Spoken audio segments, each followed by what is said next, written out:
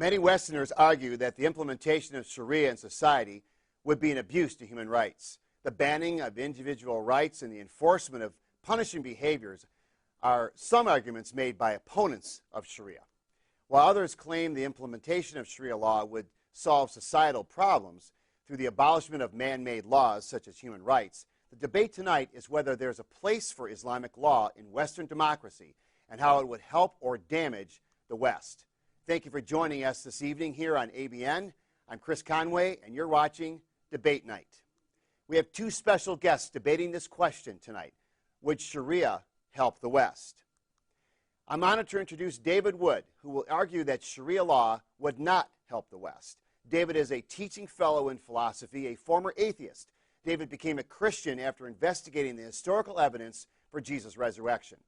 He's been studying Islam since 1994 and is a co-director of Acts 17 Apologetics Ministry. David has been in more than 24 formal debates with Muslims. I'm also honored to introduce Anjem Choudary. Anjem is the former UK head of Al-Mahad Jareem. Probably not saying that right, sorry. He is a lecturer in Sharia law, and he's also the chair of the Society of Muslim Lawyers. We will hear from each speaker an opening statement, 2 rebuttals, 2 sets of crossfire, and a closing statement. I'll notify each of the speakers when there are 60 seconds left on the clock. In fact, you will hear this sound. That sound, it's something like that. You'll hear that sound when we're about 1 minute left. Let's try that again. We'll play that sound again. So at that point, each of you, just so you know, you'll have 1 minute left to finish that particular statement, whether it's your opening statement or a rebuttal or whatever it happens to be. And forgive me if I'm a little rude to try to cut you off. We want to just keep track of our time. So I'm not trying to be rude, but I might have to be abrupt as we move forward. So just keep an eye on that and an ear listening for that tone. You'll have 1 minute after that point. We will then conclude the formal debate of the formal part of the debate, and over the phone lines, open the phone lines for you, the audience, to call in. The studio number is 248-416-1300. So please make a note of that. In fact, if you're sitting down and check this show out on the internet, which is www.abnsat.com, just maybe call a friend, call an enemy, call someone you know that would like to participate in this program, not only to watch, but certainly toward the end of the program. Again, we'll give you an opportunity to call in. That number again, 248-416-1300. Again, the question for tonight's debate is, would Sharia help the West? At this time, I'd like to turn it over to you, Anjem, for your opening statements. You now have 6 minutes. أعوذ بالله من الشيطان الرجيم بسم الله الرحمن الرحيم. Assalamu alaikum wa rahmatullahi wa barakatuh for all of the Muslims, and good evening for all of the non-Muslims. Indeed, every human being in this life wants to gain benefit and to prevent harm. And they want this not only in this life, but those people who believe in a hereafter as well, to enter into the paradise of God. There is no doubt that Islam is the perfect way of life and ideology and religion for mankind. The word Sharia in Arabic means an oasis. And in fact, as far as we are concerned in Islam, it means the Islamic way of life. And the Messenger Muhammad sallallahu alaihi wasallam was the mercy for mankind. And indeed the word Islam is submission to the commands of the Creator in this life. I want to begin by saying that if you look at the Quran, the inimitability of the Quran, the historical, the scientific, the linguistic, if you like, miracle, then you will find that it must have come from the one who created mankind and sent all of the prophets to God. The conflict between man following his own desires and those people who submit to God is as old as Adam alayhi salam, and will continue until the day of judgment. All of the prophets of God, Abraham, Moses, Jesus, and the final messenger Muhammad sallallahu alaihi wasallam, among many others, they called the societies in which they live to submit to the divine law and away from their own whims and desires and worshipping idols and their own desires and anything other than the divine law. I want to say to you that there is no doubt that when we look at the society in the West nowadays, it is something that must have Islam as its solution. We can see, for example, that the biggest industries in the West nowadays are industries like pornography, gambling, alcohol, drug abuse. Our children do not have any kind of objective or ambition in their life. Not only that, we have industries like cosmetics, Hollywood, fashion, which exploit the instincts and the desires of human beings for monetary gain. If I give you some statistics about the society in which David Woods himself lives and is supposedly the bastion of freedom and democracy, before we begin to see the benefit of the Sharia and how Sharia will eradicate this, we can see, for example, in America, there are 5,329 honor killings in 1990. FBI said more than half of those by the husband and the boyfriend, women killed in America by their own family. If you look, for example, the CNN specials transcript, Thieves of Childhood, Dr. Gina Abel estimates between 1% and 5% of the population of America molest their own children. 2/3 of all prisoners convicted of rape or sexual assault committed their crime against a child. That is the BJS survey of state prison inmates in 1991. Not only that, we can see of all of the nations around the world, the largest number of downloads of child pornography happened, more than 50% in America, then 14.9% in Russia, then 11.7% in Japan, and so on. Not only that, we can see that this corruption is manifest in all sections of society. Not even the church, if you like, is bereft of this. Rather, if you look at the Catholic pedophile, if you like, fiasco in America, we can see that from 1950 until 2002, over 4,392 priests were accused of abusing children.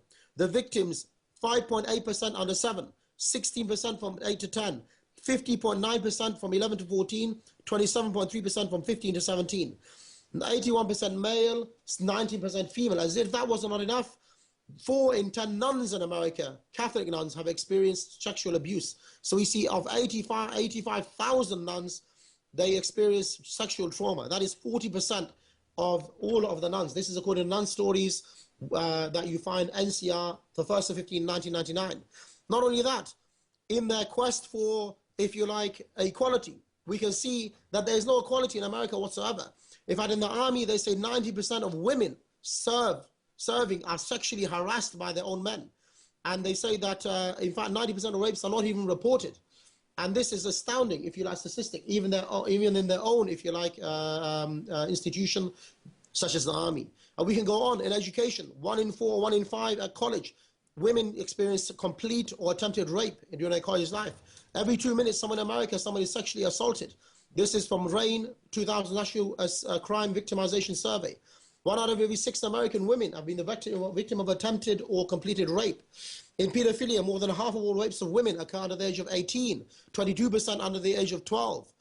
In 2000, nearly 88,000 children in the United States experienced sexual abuse. And we see 50,000 women and children trafficked in the US for prostitution. And I can go on and on. I have many statistics and many things. But I just want to say to you that when you look at Islam, in 1,302 years, only 60 reported rapes. In 1,302 years, only less than 200 convictions for theft, less than 100 people stoned to death for adultery. We can see that there is no comparison. Economically, socially, judicially, Islam would eradicate all of the corruption of Western civilization, pornography, gambling, all of this exploitation. There are more people killed in America every year than there are dying in Iraq and Afghanistan. They're killing their own people more than others. We are talking about an anarchy situation. Islam would be a mercy for America. It would eradicate America of all of the corruption, all of the degradation, the anarchy in which you live. Islam is the only solution for America. We can see throughout history, Islam always provided the solution. It treats men and women as human beings, does not allow exploitation whatsoever. You cannot buy a tin of beans in America without having a naked woman on the cover. There is no comparison whatsoever from equality to church to pedophilia to education and every aspect of life. Islam is superior. That's it. Thank you, Anjem. Thank you for that opening statement. Again, I apologize for having to be abrupt there, but we're going to move on. Your 6 minutes are up. We are now resetting the clock. And David, you at this point have 6 minutes. You now may begin your opening statement. Thank you. Well, thank you, Chris, and greetings to Anjem. It's nice to debate a Muslim who actually believes in Muhammad's teachings rather than the watered-down, whitewashed Walt Disney version of Islam that we're all so familiar with here in the West. As we can see from Anjem's opening statement, one of the most common tactics of Muslim apologists is to point out some problem or difficulty in Western society and then to say, Islam can fix that. Islam's got what you need. So convert to Islam and your life and society will get better. Now, I'm willing to grant that we face difficulties here in the West, but that's true of every country in the world, including the Muslim countries, and of every society in human history. Anytime you've got lots of people trying to live together and work together, it's going to be a struggle. And the question for us is whether Islam is the solution to our troubles. And I haven't seen any evidence for that yet. In the West, we have more of a scientific approach to government. In America, for instance, the founding fathers looked to the past. They looked to the data, and they put together a list of the greatest sources of human misery, things like minorities being oppressed, rulers abusing their subjects, people not being able to speak their minds or freely practice their religions, and so on. Based on this data, they designed a government that would guard against these obstacles to human happiness and progress. But they knew that more problems would arise, and so they set up a system, Congress and the courts, to deal with these problems as they arise. And using this method, we've been able to overcome some of the most difficult trials societies have to face. Slavery was a problem, and we dealt with it. Women not being able to vote was a problem, and we dealt with it.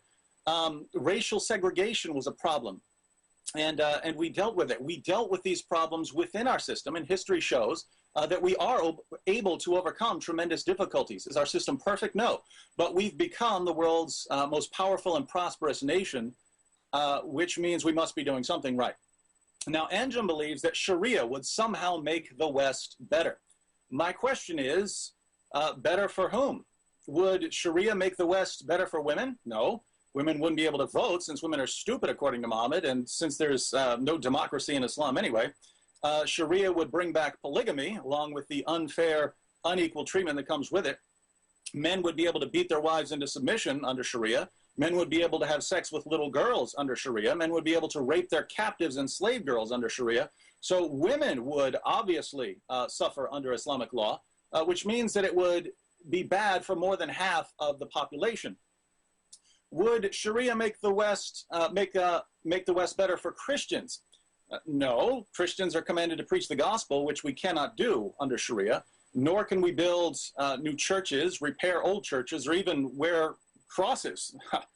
Christians are second-class citizens under Sharia. We have to give up our seats when Muslims enter the room. We have to let Muslims use our places of worship as hotels, and we have to pay a tax to Muslims in order to avoid being butchered. Would Sharia make the West better for Jews? No. In theory, Jews would be reduced to dhimmi status, just like Christians, but in reality, I think they'd be slaughtered the way that the Qurayza Jews were slaughtered by Muhammad. Well, not all of the Qurayza Jews were slaughtered, only males who had reached puberty. The women and children became the slaves of Muslims, and that's not something that Jews would like to see repeated.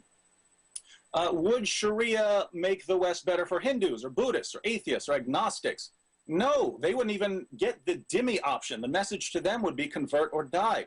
Would Sharia make the West better for the constantly growing number of apostates, people who've left Islam? Would Sharia improve their lives? No, they'd be executed. Would Sharia make the West better for people who like to think for themselves, people who like to speak their minds, people who like to have public debates on issues such as the one before us? No, Islam doesn't allow criticism. People like me would be killed. So Anjem and I couldn't even have this debate under Sharia.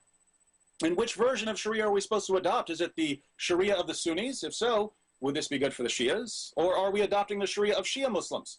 And how would Anjem and his friends like that? And would either version of Sharia be good for, say, the Ahmadis, who are routinely beaten and butchered in Muslim countries? Of course not.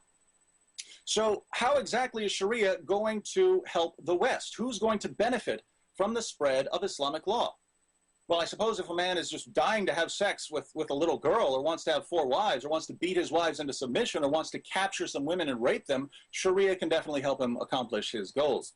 If someone wants to oppress people and kill people and torture people and rob people and enslave people and chop off people's fingers and hands and feet and heads, Sharia can most certainly help. But these aren't the people we want to help in the West. These are people we want to put in jail, Anjem.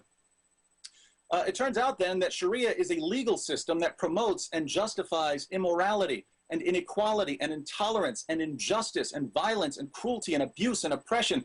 But this sort of legal system will never help any society or culture, let alone a society of free men and women who believe that we have certain inalienable rights and that among these are life, liberty, and the pursuit of happiness. Muslims have had 14 centuries to show us that Sharia works. Muslims make up close to 1/4 of the world's population and have a majority in 47 countries. The more these countries try to implement elements of Sharia, the more miserable people are and the more people want to leave. Even Muslims are fleeing Muslim countries. They're climbing over each other in order to get to the West. And here Anjem is telling Christians and Jews and Hindus and atheists that we should adopt Sharia when we can see that even the people who believe in Muhammad can't stand living under this brutal, backwards, and barbaric teachings. Thank you, David. Very, very, very good. We're at the 6-minute mark for each of you now. At this point, we will give Anjem, we're setting the clock for 5 minutes. We will give you an opportunity for a 5-minute rebuttal, and you may start now. Thank you. Yes, I think the only thing that we can say about what David Wood said is that he's completely wrong on every single fact, and I can go through them one after the other. When he talks about Islam does not fix problems, let me tell you something. For over 800 years, the Sharia was implemented in Spain. Before the Muslims came there, they were living in stone hovels with a hole in the roof. They were covered in soot. They never washed. They used to hand down animal fur from generation to generation. There was an overpowering stench. Islam built the first streetlights, pavements, hospitals, libraries, over 900 baths, over 400,000 books in the main library in Cordoba. In fact, there was an equivalent of 50 books in Paris at that time. Over 200,000 homes, 500,000 places of worship, 90 public baths. We could go on and on. There was no sewage system in Europe, by the way, until about 100 odd years ago. Spain had that over 100, if you like, over a millennium ago. Not only that, you see, he's talking about that when you have a lot of people, then obviously you're going to have problems. This is rubbish. I have a UN document comparing different countries. Let me tell you about America. In Egypt in 2008, 747 robberies. In Morocco, 23,269. In Sudan, 3,017. In Canada, 32,281. How many do you think there were in America? Maybe 40,000? There were 441,859. That is what you call anarchy. Let's forget about the robbery. Let's go on to rape. Rape is even defined. This is your own statistics, not mine. In Egypt, 87 in 2008. In Morocco, 1,130. In America, 89,000. You are living in an anarchy system. And he talks about you eradicated slavery. America must be the only country in the world, if you're black and you get a job, that is great. You actually have some progress. Let me tell you about slavery. Letter from King Leopold II of Belgium, 1883.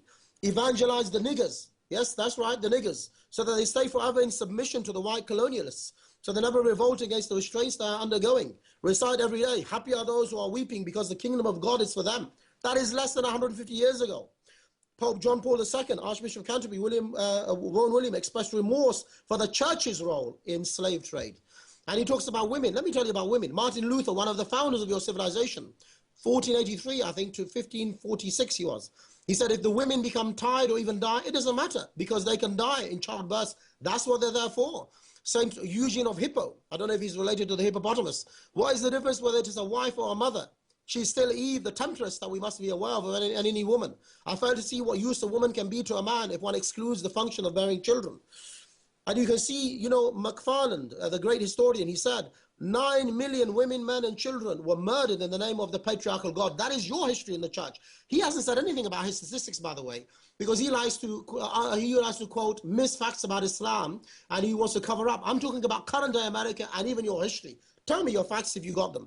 And this is all in the name of peace, universal love, and so on. Let's have a look at some more. The motto of the French Renaissance, when they rose up against this oppression, was hang the last king with the intestines of the last priest. I wonder what the church were doing to deserve something like that. In 1492, when you expelled 300,000 Jews, where do you think they ran? You think they ran to America? They ran to the Muslims. The Ottoman Empire, they sent ships to rescue them from the carnage that the Christians under Queen Isabella and King Ferdinand were meting out to them, to Turkey, North Africa, Morocco. You don't have any kind of facts whatsoever. You don't have a finger on me, young man, because basically you're living in anarchy. It would be a blessing for this world to eradicate America from the face of the map and to bring the Sharia, I tell you that. And when you talk about children, did you know, for example, in the Vatican, and as they say, do as the Romans when you're in Rome, the age of consent is 12 years old. Did you know that? That is Article 3311 of the Zana Delhi Code, 1889. And obviously, if you have a relationship of dependence with a teacher or someone like that, then it's about 13 or 14. But nevertheless, what did you say? Give unto Caesar what is Caesar's, give unto God what is God's. You can't make up your mind what the age of consent is. At least we know, because the divine law tells us exactly what it is. I tell you something, Islam would eradicate all of the problems that you face within society, judicially, economically, socially. And, you know, when you talk about how many people killed, I don't think Hiroshima and Nagasaki were done by the Muslims. And over 100,000 people killed in the first week in 2003 in Iraq. How many hundreds of thousands being killed by the carpet bombing in Afghanistan? I think when you talk about your system is corrupt. You are butchers. You are murderers around the world. You are killing your own citizens and abusing them and raping them more than anyone else is doing around the world. That is not a system for mankind. That is a system which belongs in the trash bin of history. Islam will elevate you. Islam gives the fetus rights, the right of inheritance. For the woman and the man, there were chattels. Islam 1,400 years ago, Islam gave them the right of inheritance. Okay, thank you very much. And now we will allow David Wood for his 5-minute rebuttal as we get closer to our first break. And the clock is set. David, go right ahead, please. Wow, Anjem again says that Islam will solve all of our problems, and the only evidence I caught was that Islam did really well in Spain about 1,000 years ago. Well, Anjem, I'd like to see how Islam is working out for the world today. He says I have no statistics, and I wasn't going to bring this up, but since he wants some statistics, the Gender Equality and Social Institutions report from the Organization of Economic Cooperation and Development, that's long, but they did an evaluation of over 100 countries in the world. Here were the criteria. They're looking at women's rights and the difference between men's rights and women's rights, and they came up with a list based on the following criteria: equal opportunities for education and employment, laws to protect women from physical violence, equal rights under the law regarding ownership of property, guardianship right to their own children. So do women get to guard their own children in case of divorce? Son preference, our sons preferred over daughters, equal access to divorce rights, percentage of women married and divorced by age 16. So based on all of these criteria, they put together a list of where women are suffering most in the world, where their rights are protected and where their rights are routinely violated. What they found was that out of the 102 countries evaluated, 11 of the bottom 12, 11 of the worst 12 were Muslim majority countries. Now, is that a coincidence? Is it a coincidence that all of the countries that are at the top of the list, that have the greatest level of equality between men and women, the greatest level of protection for women's rights, are all Western countries or countries at least far away from the Muslim world? Is it a coincidence that the countries that have the greatest violations of women's rights and the greatest disparity between the level of men and the level of women, the worst of them are Muslim countries? 11 of the bottom 12? That's a correlation. But it's not the only correlation we can look at. Anjem wants some statistics.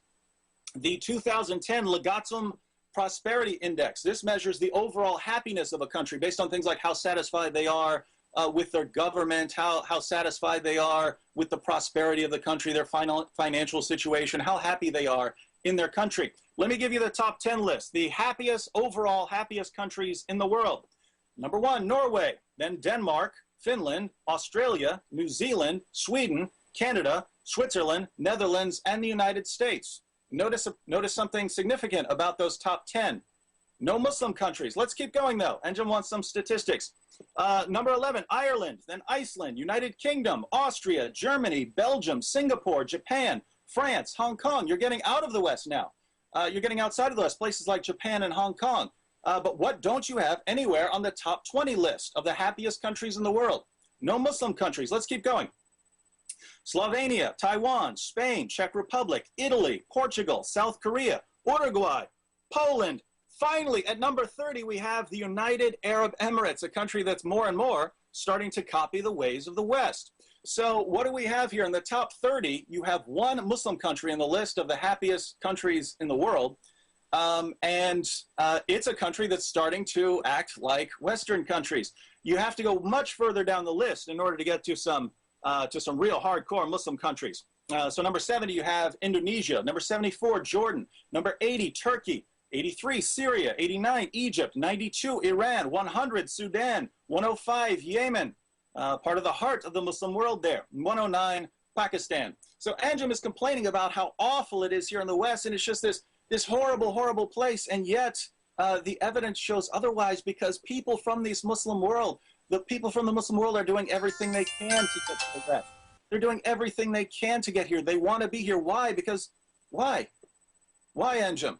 I mean, if it's as bad as Anjem is making it out to be, people wouldn't want to come here.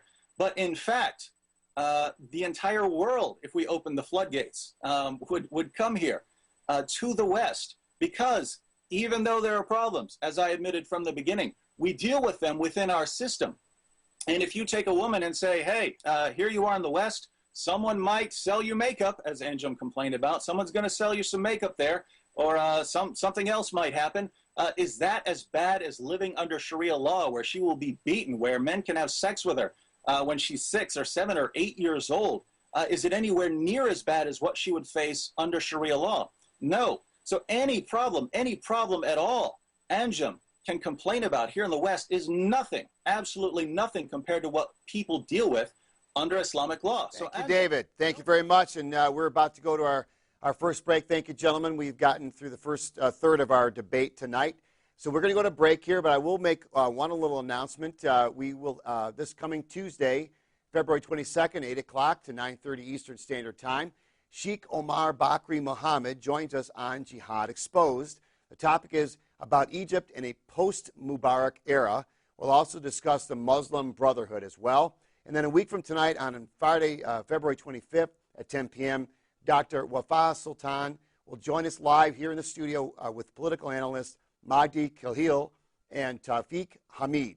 So stay tuned for those programs, and stay tuned as well as we come back from our break here on Debate Night. We'll be right back after this brief break. Thank you. Are you a Christian who loves watching ABN shows? Are you eager to make a video and post it online and see it reach millions of Middle Eastern people? Or are you a Muslim who wants an outlet to ask questions, make comments, or post video responses to Christian evangelists and apologists? Well, ABN Tube has it all. ABN Tube is an extended media outlet of ABN TV Ministry. We've gotten an overwhelming response from viewers of ABN to launch a media outlet for people like you to upload your own video responses to some of the clips we have online, whether on abnsat.com or on our ABNsat YouTube account. Our goal is to bring to light any and all lies about false religion through media, to create an open dialogue about religion among people of different faiths, and to gear them to the truth of Jesus Christ. Please visit our site at www.abntube.com. Thank you. You are watching ABN.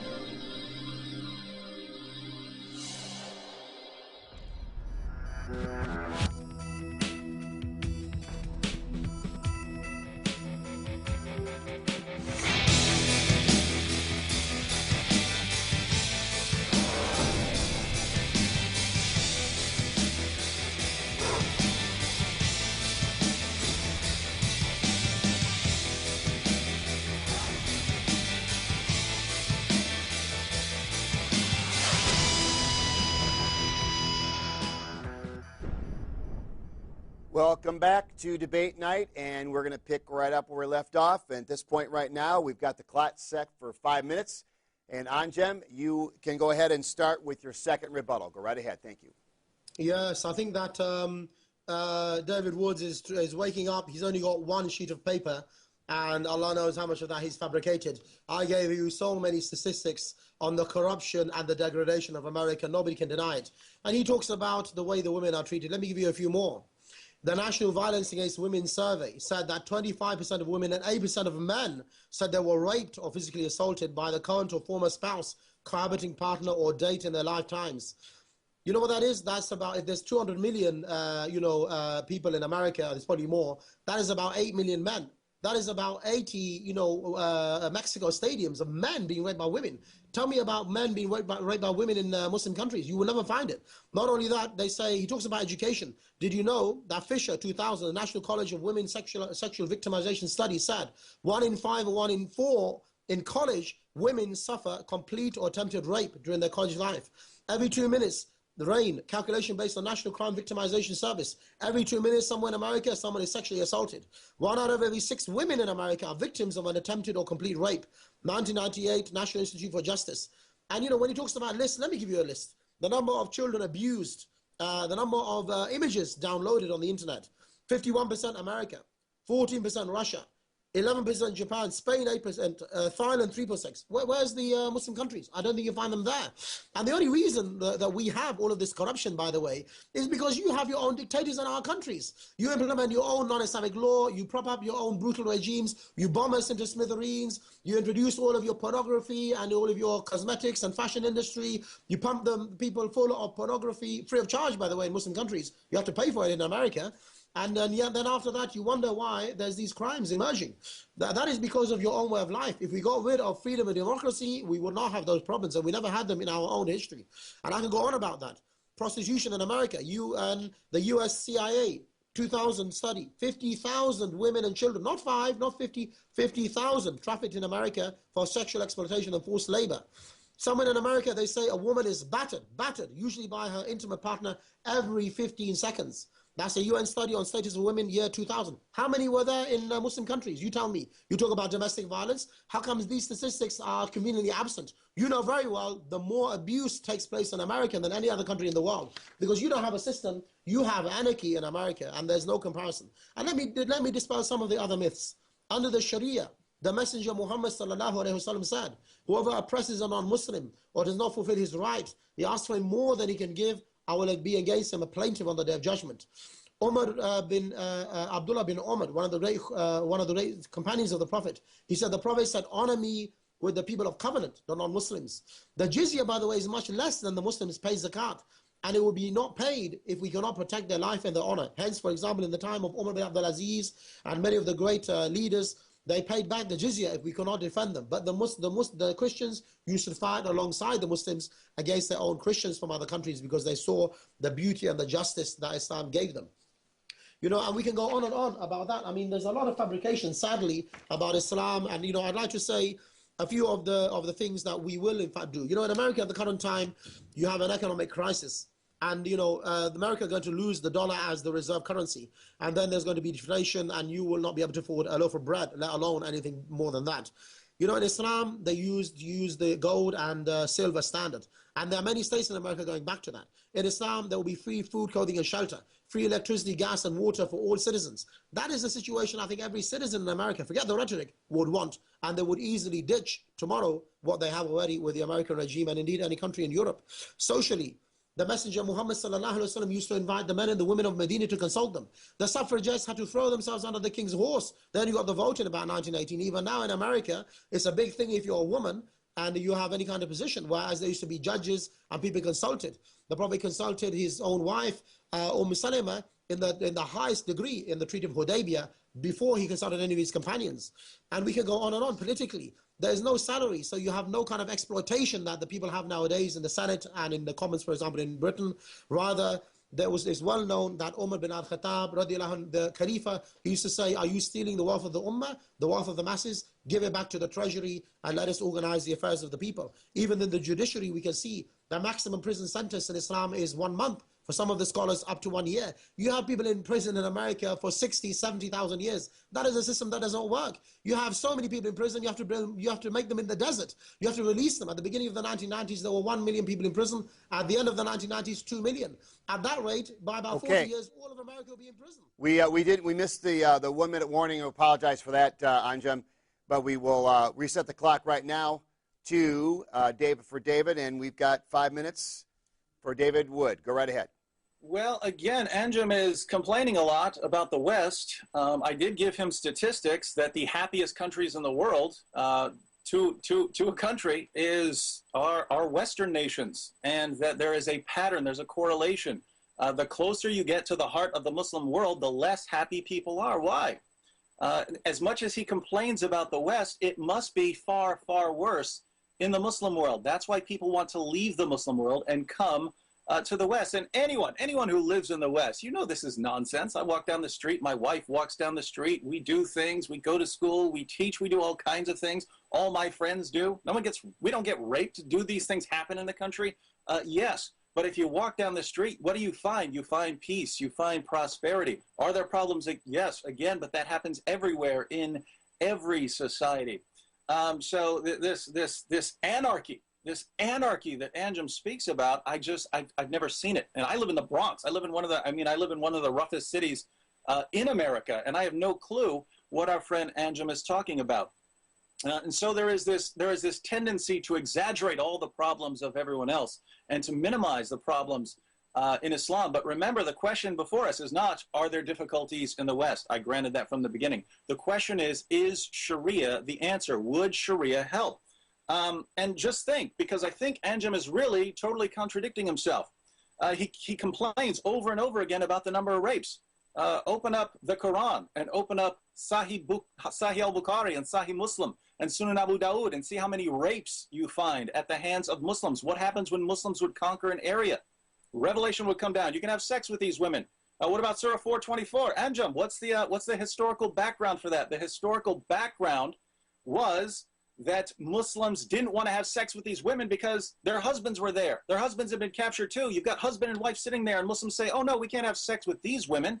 And then the revelation comes down, of course you can. Rape them all you want. They're your captives. So think about what's going on here. Anjem complains, rape is something that's really, really bad. Violence is something that's really, really bad. Hey, I agree. The problem is those things are at the heart of Sharia law. You can rape your women all you want under Sharia. You can go on a killing spree in Sharia. You can do those things. So Anjem has complained about things, and yet we find Sharia teaches exactly these things. So Anjem has contradicted himself. He's complaining about things that are fundamental to Sharia law. And so, in other words, if rape and violence are bad, which I believe they are, then Sharia is not going to help, because Sharia makes these things part of the will of God. So we have to reject Muhammad as a prophet, since he's the one who delivered these revelations saying all these things that Anjem is complaining about are perfectly acceptable. We have to reject Muhammad and therefore the law system that goes back to him. So what reason do we have to think that Islam will help anything? Again, is this going to help Christians? No, we'd be second-class citizens. Jews would be second-class citizens if they're not all slaughtered. Women, the rights that they have, and Anjem still he's complaining about things like makeup and stuff. What about Islamic law, where a husband can beat his wife into submission, where he can have 4 wives, where you can rape your female captives, where girls who are 6 and 7 and 8 and 9 years old are not protected because the Quran in Surah 65:4 says you can have sex with these girls all you want. Why does he think that our society would become better by adding all these new problems that we don't have to deal with? We don't have to deal with polygamy. We don't have to deal with people marrying 6 and 7-year-old girls. We don't have to deal with these. But if we adopt Sharia, we would have to. So we have a system here. And again, I agree with a ton of the things Anjem is saying about the West. I think we need to deal with them. But we can deal with them within our system. A century and a half ago, there was slavery. There's no slavery anymore. Why? We dealt with it. Women couldn't vote a little over a century ago. And they can vote now. Racial segregation, all these problems that you look at the end of the 1700s and in the 1800s, we dealt with them. Again, new problems arise, but we deal with them within our system. You don't deal with them by bringing in this new system that hasn't worked anywhere. And again, when Anjem says, oh, no, it works, what's he do? He says, oh, but 1,000 years ago, it worked somewhere. Well, Anjem, you have 47 countries. You have a quarter of the world's population. Where are the great scientific developments? Where's the great community developments in the Muslim world? Show me a place. Show me one of your 47 countries where someone who lives in the West would sit back and say, wow, I really want to move there. Or some non-Muslim would say, I really want to go there because Sharia law is so wonderful. Show us these places. Shouldn't Muslims be winning a quarter of the Nobel Prizes, be coming up with a quarter of the scientific development? Shouldn't Muslims be doing these things? Why don't we see it? Why is it that Islam suffocates cultures, suffocates these places? Why is it that Islam suffocates scientific and philosophical development? Thank you, David. Okay, again, apologize for the abruptness, but we're going to move on to the next section, which is our crossfire section. Each of you will have 2 minutes to make a statement, and at this point, we're resetting the clock. And Anjem, you have 2 minutes now. Go ahead and start our crossfire section. It's very interesting that David, on the one hand, it seems to me his knowledge about Islam is based upon maybe 1 or 2 trips to the library. And that's not very good, is it, David? Because you fabricated a lot of things about Islam and Muslims. And quite honestly, I'm not going to deal with your lies. Nowhere does it say in the Quran that you can rape people and, just use them for your own desire. This is rubbish. But what is, in fact, what is reality is that the international statistics, National Institute of Justice, it said that 1 or 5% of the U.S. population molest their own children. And in fact, in the USA, every 15 seconds a woman is battered. Okay, so you're dealing with the problem. So what is it going to be in a few years' time? It's going to be every 20 seconds or something like that? Is that the way we deal with our problem? I think that, you have become so used to the darkness and the hegemony of your own law, you cannot see outside of your own close circle. People are being raped and abused. They say that, every second, there's sexual abuse, and I don't even know the statistics because there's so many of them. But let me tell you something about Islam. In Islam, the femininity and the masculinity of both the male and the female is protected. The Prophet said, do not employ the woman except for what she can do with her hands, even the handsome man, except for his effort. So you would never employ someone because of their gender or sexuality in Islam. It's completely prohibited, let alone a secretary or something like that, which happens all the time in the West. Moreover, countries like Sudan and Ethiopia used to be known as the fruit bowls of Africa when the Sharia was implemented. They used to export fruit. Nowadays, they're holding their begging bowls outside. Why? Not because of the Muslims there, but because you have your puppet leaders in the area. Let's not forget that the Iraqi dictator was propped up by the American regime. The only weapons of mass destruction you found in Iraq were the ones you dropped upon the Iraqi population. And the only weapons of mass destruction you found in Afghanistan, the ones you slaughtered the people with under the guise of propaganda, freedom, and democracy. Over 1 million children died because of the sanctions of the oppressive regimes. It's no surprise that you're going to quote people like the United Nations and your own institutions, because they're corrupt just the way that you are. Thank you, Anjem. We need to go back. Thank you, Anjem. Okay, David, you now have 2 minutes for your time in our crossfire section. Please, go right ahead. Anjem began by saying that I don't know what I'm talking about with Islam. He only gave one example of what I said that was false. He said that the Quran doesn't allow rape of women. Well, let's examine the facts here. Surah 424 says that certain married women are prohibited unless you capture them, except those whom your right hands possess. So you can't have sex with a married woman unless you've captured her. We know from the Muslim sources, unless Anjem wants to throw out the hadith, which I know he doesn't want to do, we know from the hadith what the historical situation for that revelation. I already said it. Again, Muslims conquer an area, but they conquered the men and the women. So they capture all of these women who are married. And the Muslims go to Muhammad saying, we don't want to have sex with these women because they're married. Great, guys. Great. Don't have sex with them. You're right. Don't have sex with these married women. But that's when Surah 424 came down saying, you can have all the sex you want with these women. Now, what does Anjem think of that? That these women who had just been captured, whose family members have been slaughtered, suddenly really want the Muslims? Oh, we really want to have sex with these guys. No. That revelation gave them permission to rape these women. That's what it is. And if Anjem wants to say it's not true, he's got his own sources to deal with. And then Anjem once again contradicted his own teachings. He complained about women being battered in the United States. Anjem knows what Surah 434 says, and it gives husbands the right to beat their wives into submission. He knows that Muhammad beat Aisha. He knows that a woman was brought to Muhammad and that her skin was greener than her clothes, according to Aisha. She sought justice. Will you stop my husband? Muhammad sent her away saying, you talked about your husband. You said bad things about your husband. Get out of here. He didn't help her. So what do we have? Anjem is complaining about all these things, rape and violence and abuse of women, and they're exactly the things that are condoned and supported under Sharia law. They're not supported by our system. We throw people in jail. Thank you. Thank you, David. Okay, and now we will let Anjem respond in 2 minutes. Yes, I mean, David, I think you should realize one thing, that the Sharia is in fact not implemented anywhere in the world nowadays. The last time it was implemented as a law and order was before the 3rd of March 1924. Therefore, the countries which you see today, in fact, are dictatorships, and they're barbaric, just as much as the American regime is in fact barbaric. And when you talk about, women being able to be beaten in Islam, that's not what Allah said in the Quran in chapter 434. It said to advise them, and it said to, separate the beds, etc., in order to avoid any kind of physical confrontation. And I note that he did not deal with the statistic of every 15 seconds a woman's being battered in America.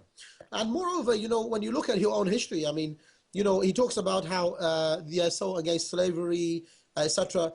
The 200th conference on the anniversary of the formal end of the slave trade in Jamaica said that many churches were actively involved, in fact, in the transatlantic trade in Africans and colonialism. The church is guilty of promoting racism and colonialism that destroyed the African societies. So if we have mayhem nowadays, it's because of your own, if you like, antics in Muslim countries. And we can see, as far back as just the 1960s, people were racist. Even now, if you go to America in the South, in the Midwest, you have all of this racism, the Ku Klux Klan, etc. Who are you trying to kid? I mean, as I said, if you're black in America and you get a job, that's a feat nowadays. And he talks about institutions. And I was just saying earlier, how is it that he talks about peace prizes and prizes for development when Barack Obama got the Nobel Peace Prize? And we know that he increased the troops in Afghanistan and Iraq, and he's got more blood on his hands than even Bush had before because of the number of people he's sending to their death. And incidentally, it is the American soldiers who are committing suicide, and the British in Iraq and Afghanistan, there's not even one incident of any Muslim having committed suicide. Why? Because your war is unjust, your government is corrupt, and you have an oppressive foreign policy. None of the Muslims are committing suicide. Name me one example, and we'll go there, we'll find out. And yet the Americans are committing suicide. Very much. Okay. David, you will now have 2 minutes to respond to that. Muslims committing suicide, it happens almost every day when a Muslim blows himself up trying to kill the kuffar.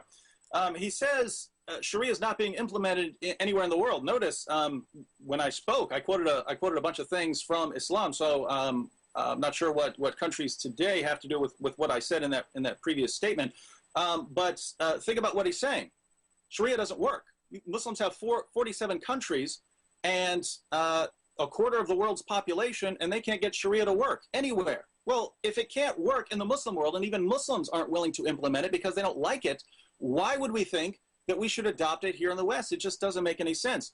Now, he again complained about women being battered, and he says that's not what the Quran says. Well, in Surah 434, it talks about if you fear rebellion on the part of your wives, you admonish them, leave them alone in sleeping places, and beat them. We know the historical situation. A woman came to Muhammad for justice. The handprint was still on her face where her husband had slapped her in the face. She came to Muhammad for justice. Muhammad was about to rule in her favor, and then Surah 434 came down saying, too bad. And what did Muhammad say? He said, I wanted one thing, I wanted one thing and Allah wanted something else. In other words, I wanted to rule in your favor, but Allah didn't want to. In Sahih Muslim number 2127, Muhammad hits Aisha in her chest. You have over and over again, Umar beating women, Abu Bakr beating women. You have this over and over again in the Muslim sources, and if Anjem wants me to quote some of them, no problem. But think about this. Anjem complains, there's abuse in the West. I agree, it's horrible, but we need to do something about that. That would include punishing the offenders. If we bring in Sharia, that just makes it okay. What did Muhammad say? No one shall be asked as to why he beat his wife. So all the abuse you're complaining about, Anjem, Sharia doesn't fix that. It just makes it the will of God. And you can't even ask him. Right now, we catch a man beating his wife, we throw him in jail. Under Sharia, you can't even ask him why he beat his wife. That's your law. So your law cannot deal with the problems. Thank you. Thank you very much. Okay. And now at this point, we will give each of you a 5-minute time period to make a final closing statement. And go right ahead, if you would, Anjem. Yes, Bismillah ar-Rahman ar-Rahim. What we've seen today is that there's no doubt that Western civilization and society is completely corrupt, and even Eastern civilization and society. And the reason for that is because of man-made law, much of that exported by countries like America and Britain. So we can see, for example, as we said, some of the biggest industries in the world today, like pornography, cosmetics, gambling, drugs, alcohol, etc., will be completely eradicated under Islam. And we can see that as well, in most of the countries in the West, the everyday living expenses do not meet, the income does not meet the everyday living expenses because people are being exploited. The funds are being, if you like, siphoned off by fat cats, and the rest of the population are left there to try to make ends meet. Under the Sharia, we can see in every aspect of life, Islam is superior. So we see, for example, in the economic system, there will be free food, clothing, and shelter. There will be free, if you like, water, gas, electricity. In Islam, there will be the gold standard, so that would eradicate inflation. Moreover, Islam is the only, if you like, system in history which eradicated poverty. In the time of Umar bin Abdul Aziz, rahimahullah, he said, make prostration because Allah has eradicated poverty in our time. He rather tested us with opulence. We find, for example, in the time of Ma'mun, they left great cauldrons of golden dinar in the public arena for the people to take whatever they wanted, but they didn't take anything because all of their needs were already met. Make a comparison between that, by the way, and what happened in New Orleans when you had a little bit of a flood, or what happened in New York when you had a bit of a power cut. People were killing and raping and pillaging each other. They didn't need an excuse for that. In a social system, we can see that Islam treats a woman as a mother, as a daughter, as a sister, as an aunt. Whereas in the West, you can see that the femininity and the masculinity is exploited. There are so many rapes, not only of the women, but also of the men. And we can see that Islam gave the women the right to participate in the political process as long ago as the Messenger Muhammad sallallahu alaihi wasallam, when he consulted the men and the women of Medina. And as well, the women were judges. In fact, they were great people, and they were treated for their dignity and honor, as opposed to a sex object, as we see in the West nowadays. And we can see in the judiciary as well that in 1,300 years, there were only, in fact, ever 60 hands, less than 200 hands of a cut, 60 reported rapes. Whereas in the West, you can see this has become a pandemic, an epidemic, and there's no way for you to come out of this quagmire. So I think that David would agree that we need to have divine law, because I don't think he agrees with pornography and gambling and the drugs and alcohol and all of the other promiscuity within society. Because if he does, then I'm afraid, that's not what Jesus said. In fact, Jesus would agree with me completely, because he never accepted any of those vices. So for him to say that Islam is no good because, these things should be allowed to remain, this is complete nonsense. Even under his own, if you like, teachings, all of these things are completely prohibited, and therefore he should really be agreeing with me. And when I talk about the rights, there's no comparison between the rights in Islam and the rights under your law. For example, the fetus in Islam has the right of inheritance.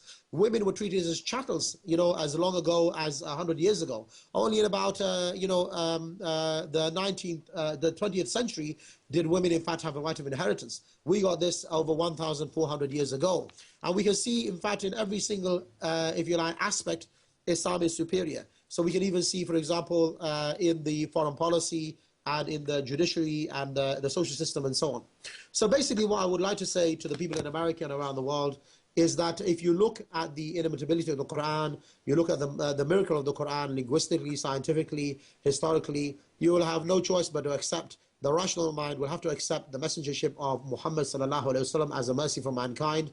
And if you accept that, you will say the Shahada, which is the way you become Muslim, to say, Ashhadu an la ilaha illallah wa ashhadu anna Muhammadan abduhu wa rasuluh. I bear testimony that there's no one truly worthy of worship and obedience and following except for Allah. And I bear testimony that the messenger Muhammad sallallahu alaihi wasallam is his final prophet and servant. And then you will become part of the biggest, if you like, growing community in the world. And by the way, Islam is the fastest growing religion in all of Western societies, including in America and Britain. More people are becoming Muslim in Britain than any other religion, and especially among young Western women. So if we're abusing them so much, how comes the young Western women? A good example recently is Tony Blair's own sister-in-law, Lauren Booth. She said Islam gives her dignity and honor. Why didn't she stay a Christian? Why did she embrace Islam? Is she, does she not know? She knows very well what's going on with your own societies, within your own system, and she decided to give up the decadence and the hegemony of man-made law and the oppression of secularism and the problem of give unto Caesar what is Caesar's and give unto God what is God's, and accept that God has a say in every aspect of society. Sovereignty and supremacy belong to God, not to man. Therefore, Islam is the way forward for mankind, and inshallah, we will see it in America. I look forward to the day for the flag of Islam to rise high over the White House and Rome and 10 Downing Street and the whole of Europe. Thank you very much for that final 5-minute closing statement. And David, at this point, we'll get the clock ready and we'll give you an opportunity to make your final closing statement. Go right ahead. All right. Well, towards the end there, he asked the question, why are women converting to Islam? And it's a simple reason, actually. They don't tell them the truth about Islam. Muslims don't tell women the truth about Islam. They say, oh, in the West, it corrupts you. The West treats you bad. The West objectifies you. In Islam, it's not like that. And Anjem even said that women aren't sex objects in Islam. I'm wondering if he's read the Quran, Surah 2, verse 223, which says, your women are a tilth unto you. So approach your tilth when and how you will. It's talking about their bodies, using their bodies to approach however you want. And read their greatest commentaries. Read Tafsir Jalalain and see what it says about that verse. You approach them from the front, the back, however you want to do it with these women. That's what you do. Anjem, tell me, if a woman is cooking or working hard and she's tired, she's been working all day and she has a headache and her husband calls her to have sex and she doesn't want to come, what happens? The angels curse her until morning because she didn't do exactly what her husband says. Don't tell me that Islam doesn't objectify women. We saw the statistics on women in Islam, women in the Muslim world. Now, Anjem is right about one thing.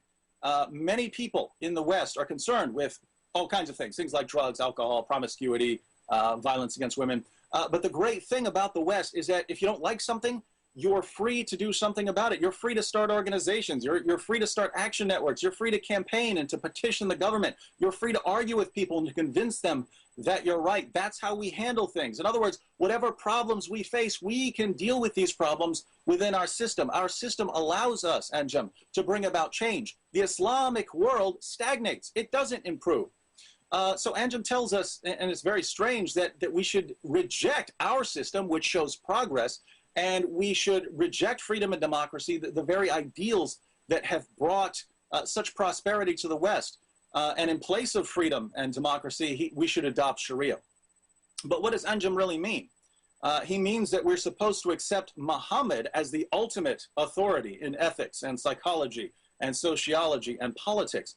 But who's Muhammad that we should submit to his authority in all things? He's a man who had sex with a 9-year-old girl. He married more women than his own revelations allowed. He married the wife of his own adopted son. He had sex with his slave girls. According to Muslim sources, not according to me, according to Muslim sources, Muhammad's first impression of his revelations was that they were demonic in origin. According to Muslim sources, Muhammad became suicidal and tried to hurl himself off a cliff. According to Muslim sources, Muhammad delivered revelations to his followers, promoting polytheism. Then he came back later and said, sorry, the devil tricked me into doing it, showing that he couldn't tell the difference between a revelation from God and a revelation from the devil.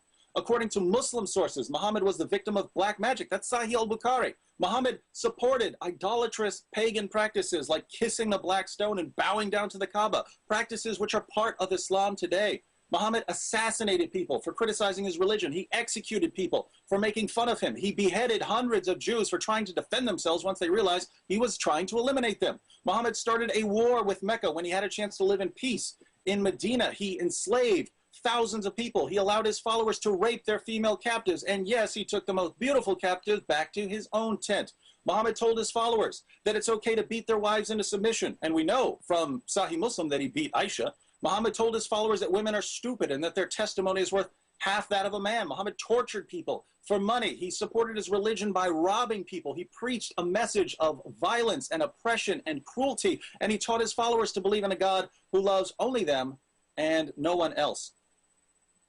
Anjem complains about all kinds of things. He complains about what American soldiers or British soldiers are doing in Muslim lands. He complains about rape and violence. He says that Sharia would end this. It would end abuse. It would end abuse against women. But how is Sharia going to end killing when Muhammad called for killing? How is Sharia going to end raping when Muhammad allowed his followers to rape their captives? How is Sharia going to stop abuse of women when Islam tells its followers, you have a divine right to beat your women into submission?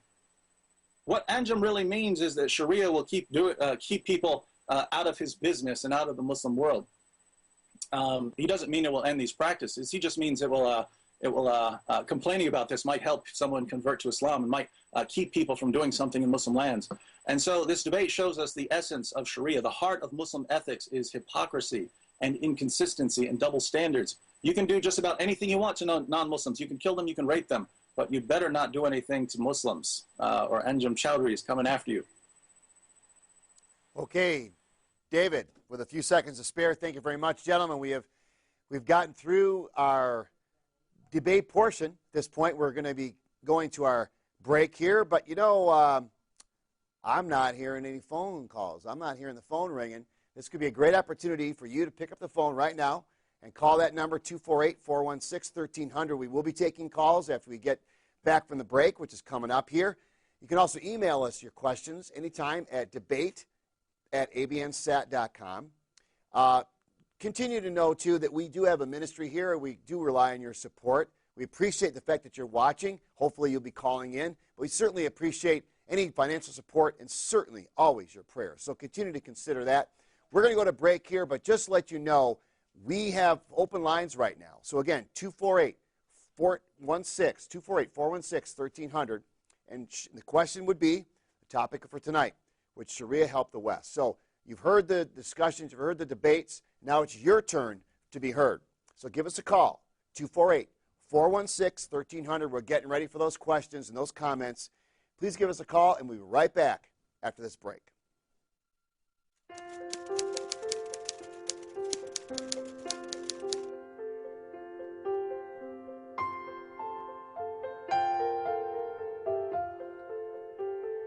you are a user on Facebook, ABN would be happy to add you as a friend.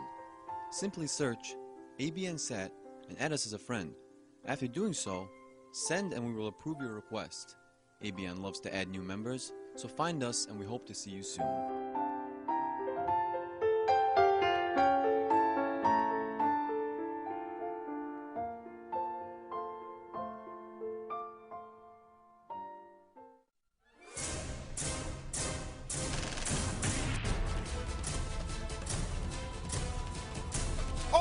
The world, Muslims saying Islam's about peace, Islam's about peace, we have no violence in us, no, Islam's about peace. The man does some cartoons, old man in Denmark, the whole world, Muslims go crazy, burn down embassies, blow up places, tear down American hamburger joints in Pakistan.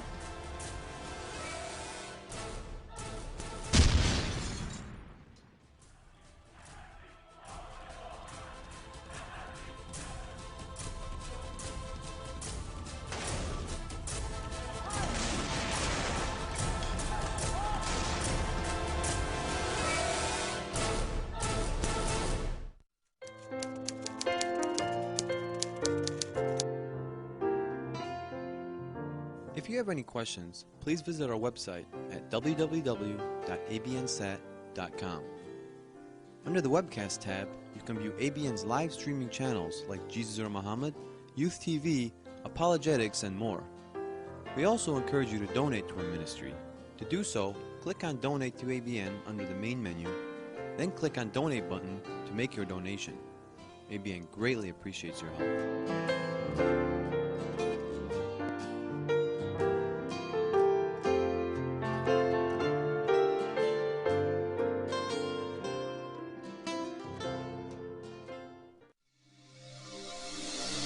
You are watching ABN.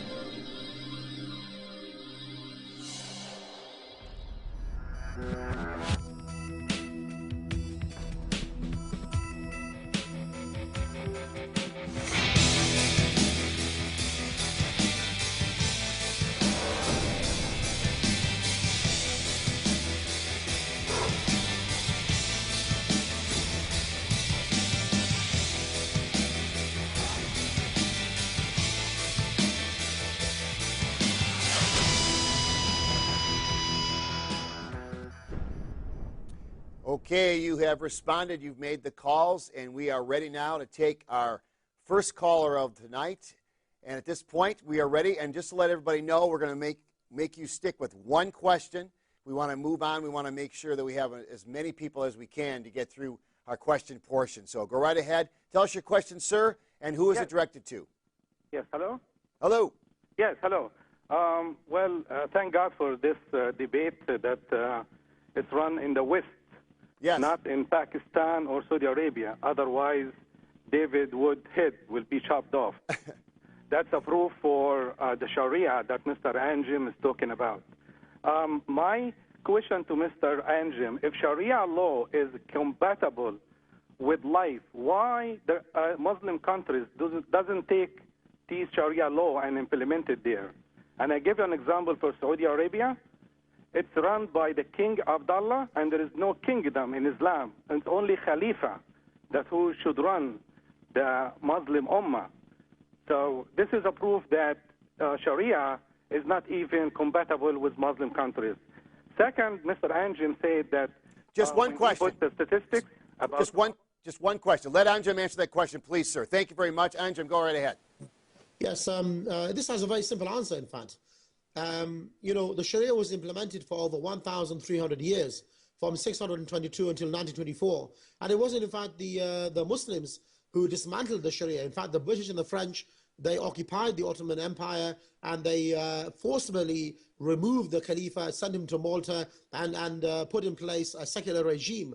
So it's not because the Muslims don't want to implement it. If you make a comparison, the capitalist liberal democracy that you have nowadays has only been around for the last 120 or 150 or 200 years, and yet at the same time it's on the verge of collapse. We can see that all of the diseases of Western civilization that we talked about earlier, pedophilia, rape, debauchery, pornography, alcohol, drugs, are running completely rampant. We're talking about anarchy system. This system is going to collapse upon itself.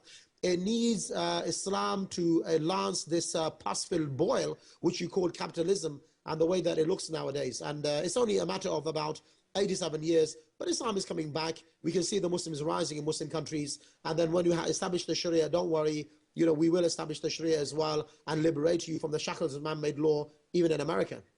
David, would you like to respond to that, please? Just briefly, notice, according to Anjem, Sharia was working great until the British and the French came along and stopped it and put an end to it. And now you've got a quarter of the world's population are Muslims. You've got 47 Muslim majority countries, and they just can't get it back. Well, I mean, think about Islamic theology. Isn't Allah supposed to be protecting this? Isn't Islam supposed to advance and never retreat and take over the world? And what we just heard from Anjem is that the British and the French are just more powerful than Islam and Sharia and Allah, and they can stop it. Strange teachings, considering what I read in the Quran. Okay. We've got another caller, and we're ready to take that next question. One question again. We will remind you, one question, and tell us your question and who is it directed to. Hi. Manu? Yes, hi. This question is toward David Wood. I have a question from David. It seems that the Western society is not compliant with the gospel itself, according to the Surah 5, verse 47. He says, "Let the people of the gospel judge by what Allah or God has revealed therein." So in what way would you consider that if Christianity wanted to implement the gospel, would also take away the rights and freedoms of a lot of people, a lot of segments of society in terms of when it affects employment of women, or whether it would be marriage or other freedoms? In what way would you do you believe that the Christianity is not also judging by what God has revealed in the gospel to protect everybody's rights? We have just given a free-for-all pretty much for anybody to regulate themselves and go from that. You quoted the Quran to say how what Christians are supposed to do with the gospel, and it's not part of Christianity. In Christianity, we're not told to subjugate unbelievers and to force them to agree with our system. Jesus said, "Render to Caesar what is Caesar's, and to God what is God's." And he's saying this in a time with the Roman emperors, and they were horribly unjust and horribly immoral. He didn't say, "You go and conquer the Roman emperor." The Apostle Paul said, "Who am I to judge those outside the church? Let God judge those outside the church." So Christians are supposed to have a community of Christians. We live together, but we don't dominate and subjugate. True, as I'm sure Anjem is waiting to point out, Christians have tried this. Christians have abused power, and I think that's part of the wisdom behind the gospel. If you go out and try to dominate the world, or to do things that some Christians have done, you're going to end up corrupting the church, and that's why you end up with lots of these bad things as part of the church. So in Christianity, we don't try to subjugate people or to dominate the world. We might try to influence people. We try to influence people to be more loving and to care for the rights of others, things like that. But subjugating unbelievers just isn't a part of it. It is part of Islam. It is part of Sharia, which is why I'd say the West is more compatible with a Christian ideology in the sense that Christians are free to do what they want, and Christians aren't going to interfere with the government, as opposed to Islam, which is ultimately going to try to take over the government and subjugate everyone.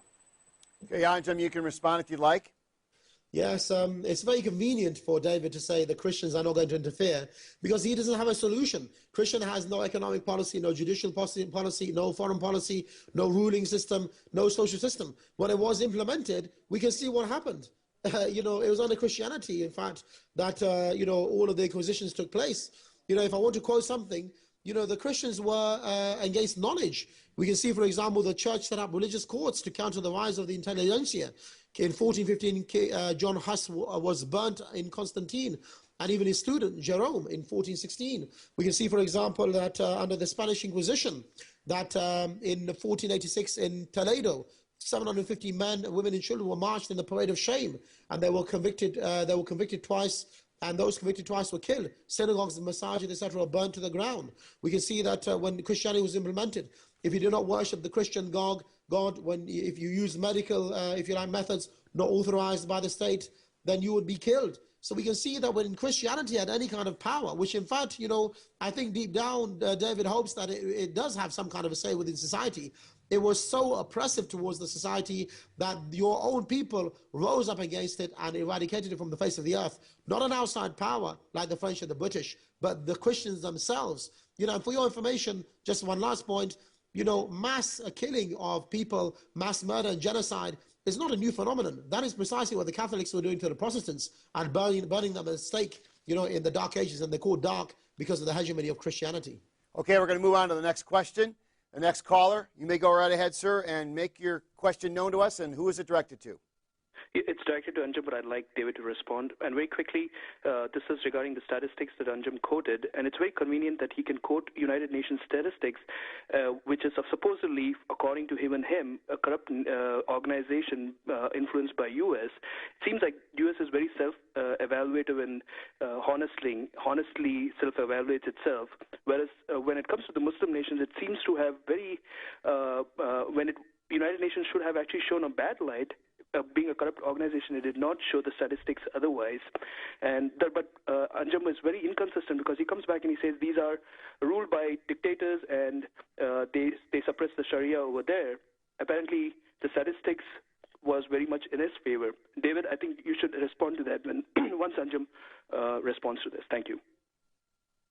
Did you catch that, David? No, he said once Anjem responds. Okay. Okay. Well, let me just say something that... the reason why I quoted the United Nations, because you can't run away from the United Nations statistics. I don't believe that everything they say is correct. I believe that they're diluting many of them, because if the real statistics came out, I think it would be even more shocking than they are already. But even from your own statistics, watered down, diluted, you can see that the situation in the West, especially in America and Britain and other parts of Europe, is worse than any other place in the world. I have comparisons. I've got a chart here of comparing every single country, under robberies and rape, and the worst are the Americans and the British and the French, and the Belgium, etc. You can have the copies if you want. I can email them to you. This is not something that I invented myself. The fact and the reality is that, under the hegemony of man-made law, we find this kind of situation. And, when you look at Muslim countries, yes, there are problems there. That's why we need to eradicate man-made law in Muslim countries and in non-Muslim countries. But that was never the situation when the Sharia was implemented. Under the Sharia, for your information, in Spain, and by the way, it was also implemented in parts of Austria, Switzerland, Crete, Rhodes, Cyprus, many parts in Europe. You never had this problem. In fact, many of the Christian and the Jewish texts were translated into modern-day European languages under the Sharia. The same cannot be said when Queen Isabella and King Ferdinand instigated the Inquisition against the Jews and the Muslims. David, your response to that? Notice the topic before us is, would Sharia help the West? Anjem, throughout this debate, pointed out lots of problems with the West. I dispute some of the statistics he brings up because they conflict with certain things, but overall, I'm not going to dispute that there are all kinds of problems in the West and in every other country in the world and in every other country in history. The question was, is Islam the solution? And on this issue of statistics, for instance, he's claiming, the pornography, all this pornography and everything else on the internet it's in the West. The question was about the United Nations and using their statistics. Let me just give you Google statistics. Let me give you Google statistics here. Google ranks Pakistan #1 in the world in searches for pornographic terms, outranking every other country in the world in searches per person for certain sex-related content. Here are the statistics. Pakistan is top in searches per person for horse sex since 2004, donkey sex since 2007, rape pictures between 2004 and 2009, rape sex since 2004, child sex between 2004 and 2007 and since 2009, animal sex since 2004, dog sex since 2005, and the country also is tops or has been #1 in searches for sex, camel sex, rape video, child sex video, and all kinds of other searches that can't even be printed on Fox News. So Anjem is, again, he's quoting these statistics, and Google tells a very different picture of what kind of things Muslim countries are looking for. Okay, we've got another caller. We are ready with that next caller, and the question, sir, is directed to which debater? You may go right ahead. Hello, sir. Hello? Hello. My question to Mr. Anjem, I belong to Pakistan and I am Christian, thanks God.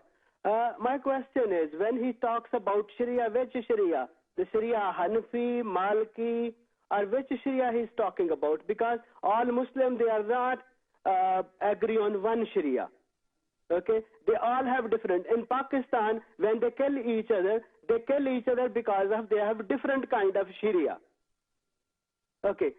I put this question to Mr. Anjem, please. Okay, Anjem. Yes, I mean, I believe in the Sharia of the Messenger Muhammad sallallahu alaihi wasallam and the Quran, which is basically according to the understanding of the first generation, the Sahaba. So, you know, we don't differ on many things. And I know there are different schools of opinion and schools of thought which came later. But can I just say one thing? You know, David Woods, he was talking about what people download in America. You know, in Pakistan, you know, in America, in 28 states, bestiality is legal. I mean, they may be downloading some things in Pakistan, but Americans are actually doing it. So in America, you know, when someone says your mother-in-law is a cow, she could really be a cow because people having a relationship with animals over there, like nobody's business inside their homes. So I don't think there's any comparison, you know, and who exported it in the first place? You know, the biggest child pornographers are in America. Over 50% are downloading child porn in America. So, you know, I don't think if your house is made of glass, I don't think, David Wood, you should be throwing stones because, you know, your house is very, very feeble. Okay, David, you can respond if you'd like. This call happens to be from England, actually. Well, think about what Anjem is saying. Yes, there's all this corruption in the Muslim world, but that's because of what the West is doing. Think about this. Think about what he's saying. First, yeah, there was Sharia for centuries. And then the British and the French, they came in and just wiped Sharia out. And now you have all of these Muslim countries who have the Quran, who are reading the Quran, who are studying the Quran, who are going to school to memorize the Quran. They're doing all of this, and you just can't compete with the internet. Well, if devout Muslims, people who believe in Muhammad, people who are convinced that he's a prophet, that Sharia is the way to go, if these people can't resist the horrible influence of the West, how are Westerners going to adopt Sharia? And how are Westerners going to use Sharia to do away with all of our problems? Anjem has said over and over again, Sharia will stop all these problems. It's not stopping it in Muslim countries. Why should we think that it will work over here? So what Anjem is telling us is that Sharia is powerless in the face of Western democracy. Sharia is powerless even in Muslim countries. Why should we think that somehow it's going to be great and powerful here in the West? Okay, we have another caller. The name is William. Go ahead, William. Give us your question and who is it directed to? It's directed to Mr. Anjem, and I just want a quick comment. He said the West does not have an good economic policies. I just wanted to know why for 1400 years the Islamic world did not progress to the point where, like the United States in 300 years, they were able to land on the moon. Anyway, my question is, how are you going to enforce your Sharia in the United States, being that the majority are Christians and the minorities, very small minority of Islam? So what do you have in the box? What are you hiding over there for the Christian, the majority Christian? How are you going to treat them? And please don't dance around the issue. Just answer the straight question. I thank you very much. You know, for your information, Islam is the only way of life which ever eradicated poverty. As I said in the time of Umar bin Abdul Aziz, rahimahullah, you know, they said that they eradicated poverty. Even they used to live big cauldrons of golden dinar in the public arena. Under Islam, food, clothing, and shelter is free of charge. And resources like, electricity, gas, etc. would be provided for every citizen. You know, if you look at America now, you know, they have the largest GDP in the world, and yet they're on the brink of collapse. You know, they say that, they project that what's going to happen to America after deflation and the dollar losing its reserve currency status is going to be 10 times worse than what happened in the recession. So, you know, capitalism has failed. Communism is dead. Islam is the only way forward for society and civilization. You know, and things like stocks, shares, insurance, pensions, all the invisible wealth will be completely eradicated. We deal with tangible wealth under Islam. You know, if you want to study the Sharia and what Islam says about the economic system, you know, we have many lectures on this in every aspect. And as for your, you know, we sent someone to the moon. just because someone can go to the moon and, stand on the mountain, without any clothes on or go to the bottom of the ocean, does not mean that you're civilized. You want to ask the question, what's he doing on the moon in the first place? You should be on the earth worshiping God. Don't waste your time and all of that money going somewhere where, we know there's nothing there to be found in the first place. So I think this is very foolish of the Americans. And many people, in fact, doubt that anyone stepped on the moon in the first place. We know about those, stories as well. But I don't think that's a sign of revival. Rather, that's a sign of decline, I think, of the nation. Okay, we're going to move to the next caller. Go ahead with your call and your question, sir. Hello, can you hear me? Yes, we can hear you. Go ahead with your question. Okay, my question is a simple one to Anjem and David.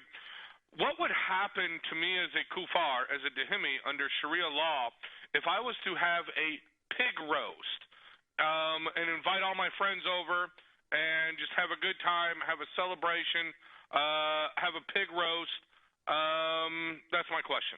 Okay, Anjem, would you like to respond, please? Well, I mean, in the public arena, definitely the sale of anything which is prohibited in Islam will be prohibited. Alcohol, pork, whatever, drugs, if you like, cocaine, etc.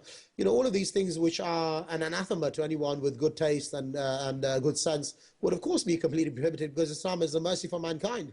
But what you do in your own home, whether you're doing it with your donkey or, eating the pork and whatever you're roasting, nobody's going to be spying on you in your own home. Islam gives the rights to non-Muslims of food, clothing, and shelter. The churches and the synagogues, in Muslim countries are still there for over a millennium. So what you do in your church and your synagogue and your home is your business. We are not into the mass kind of graves and the genocide that we see in Iota, in Palestine, in Kosovo, through Hitler. They are Christian and Jewish, if you like, massacres. This did not happen under the name of Islam. Rather, that is your own invention. So I don't think you can make a comparison between your way of life and our perfect and beautiful way of life. David, would you like to respond, please? Yeah, Anjem just referred to Christian massacres, and here's the difference. If a Christian massacres anyone, he has rejected the teachings of Jesus. He has ignored Jesus' teachings, and that's the difference. In Christianity, we're not allowed to hurt or kill anyone. We're commanded to love everyone. That's part of the reason Western society has flourished. If there's a person living down the street, and I don't know him and he's not part of my family, I have to love him anyway.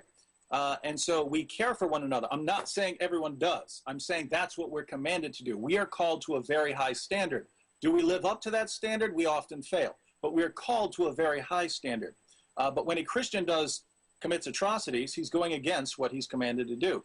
In Islam, if you go and kill Jews or Christians for whatever reason, what's the problem? That's exactly what Muhammad did. Yeah, you can find some reason. They didn't accept Islam and they didn't immediately submit to Muslim rule. And once they saw that other Jews were being kicked out, they tried to form an alliance. Therefore, we slaughtered them all and enslaved the rest. You find violence upon violence just in the lifetime of Muhammad. Does Anjem really believe that Islam spread within just a few decades from Mecca all the way to Spain peacefully? Does he not know that this was an aggressive, offensive confrontation? Of course it was. So when he's talking about Sharia being the solution for all these things, we look at the West and we value people's rights because we care about them. We care about other people having rights. And he's just admitted, no, you can't do certain things as a Christian. It doesn't matter whether you agree with it or not. You better hide in your church and not let us know what you're doing in there. Because we're going to dominate, and that's just what Sharia commands them to do. Okay, great. We have one more question for the night because we're just about out of time here. Angel, tell us your question and who's it directed to, please. It's directed to Anjem. Okay. Okay, my question is, why we need to pass the Sharia law coming from a man who was sent by the devil, and he was a killer, he was a raper, he was black magic, he was married and children. He thinks the woman is not completed and she have a chicken of mine, and the woman, most of women in hell the hell is mostly women. Why we want to believe from Sharia law brought by a man? He wasn't even sent from God. He was sent from the devil, because everything he acted on, from killing, to rape, to everything with the devil. Angel, let him answer. Let Anjem answer.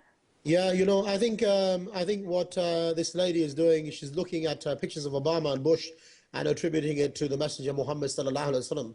What I would say is that sanity is a blessing. If you look at what the American government are doing in Guantanamo Bay, in Bagram Air Base, torturing people who are completely innocent, abusing them, that is the reality and the nature of secularism. Give unto Caesar what is Caesar's and give unto God what is God's. Rather, there's no evidence of the Messenger Muhammad sallallahu alaihi wasallam ever raping someone. Rather, he is a mercy for mankind, and he came in and he removed people from worshipping idols to worship the one true God. And he fixed all of the misconceptions and the lies which were introduced into Christianity and Judaism. And he brought the inimitable word of God, the Quran, which is a miracle for everyone. And once again, I ask your listeners and your viewers to embrace the truth of Al-Islam and to give up the falsehood of all other religions, including Christianity, Judaism, Sikhism, Hinduism, and all of systems like democracy and liberalism and so on. David, your last response of the night. Yeah, I actually think the sister brought up an important point, namely, why would we want to accept Sharia? And it's kind of simple here.